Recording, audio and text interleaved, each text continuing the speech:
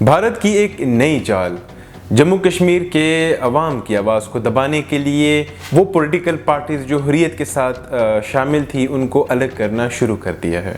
اب یہ کیسے ہو رہا ہے سب کچھ آج کی ویڈیو میں ہم اس کو ڈسکس کریں گے۔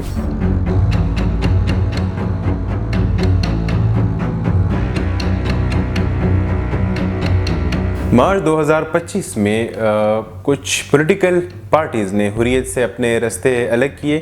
ان پولیٹیکل پارٹیز میں اگر میں بات کروں تو سب سے پہلے آتی ہے جموں اور کشمیر پیپلز موومنٹ، ساتھ میں جموں اور کشمیر ڈیموکریٹک پولیٹیکل موومنٹ اور جموں اور کشمیر فریڈم موومنٹ جو ہے انہوں نے حریت سے اپنے راستے الگ کیے۔ اب یہ راستے انہوں نے کوئی مطلب اپنے ول سے نہیں الگ کیے بلکہ ان پر ایک سیویئر پریشر تھا۔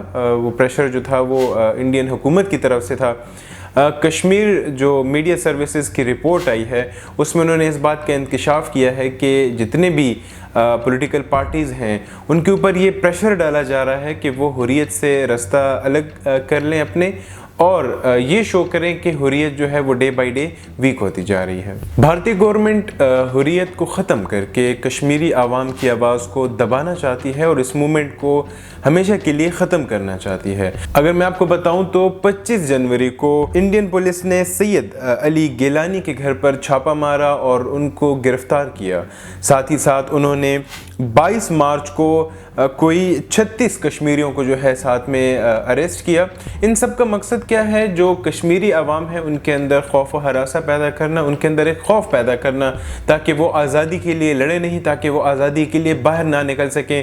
انڈیا کا جو یہ ایک سٹانس ہے، انڈیا کا جو ایک یہ طریقہ ہے کہ عوام کو ڈرا دھمکا کے ان کو جیلوں میں ڈال کے ایک موومنٹ کو روکنا ایک ظلم سے کم نہیں۔ اس کے علاوہ دی وائر کی 2025 کی رپورٹ کے مطابق انڈین انٹیلیجنس بیورو نے جیلوں میں جا کر مختلف حریت لیڈر سے ملاقاتیں کی، جن میں اگر ہم کہیں تو شبیر شاہ، یاسین ملک، آسیہ اندرابی اور مسرت عالم بٹ صاحب سے انہوں نے ملاقاتیں کی اور ان کو آفر دی کہ اگر وہ اپنے موومنٹ سے پیچھے ہٹتے ہیں تو ان کے اوپر جو درج مقدمات ہیں ان کو ختم کر دیا جائے گا۔ لیکن انٹرسٹنگلی کسی نے بھی اس آفر کو ایکسیپٹ نہیں کیا اور انہوں نے موومنٹ کا ساتھ دینے میں بہتری سمجھی۔ بھارت اپنے اس عزائم سے کیا ثابت کرنا چاہتا ہے؟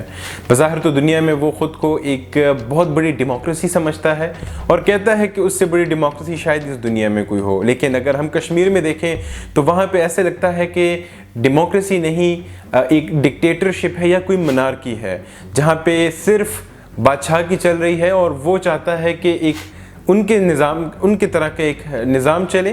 بھارت چاہتا ہے کہ کشمیر جو ہے وہ سارا ہندو ڈومینیٹ ہو جائے اور وہاں پہ سارے ہندو آباد ہو جائیں۔ اگر کل کو کہیں پہ ریفرینڈم بھی ہو تو جو کشمیر ہے وہ انڈیا کے پاس چلا جائے۔ یہ ظلم جو ہے کب تک چلے گا؟ لیکن میں آپ کو یہ بتا دوں کہ زیادہ نہیں، لوگوں کی آنکھیں کھلیں گی، یہ جو ظلم ہو رہا ہے یہ لوگوں تک پہنچے گا۔ انٹرنیشنل جو آرگنائزیشنز ہیں آج نہیں تو کل اس پہ ایکشن ضرور لیں گے اور کشمیری عوام جو ہے اپنا حق جو ہے حاصل کر کے رہیں گے۔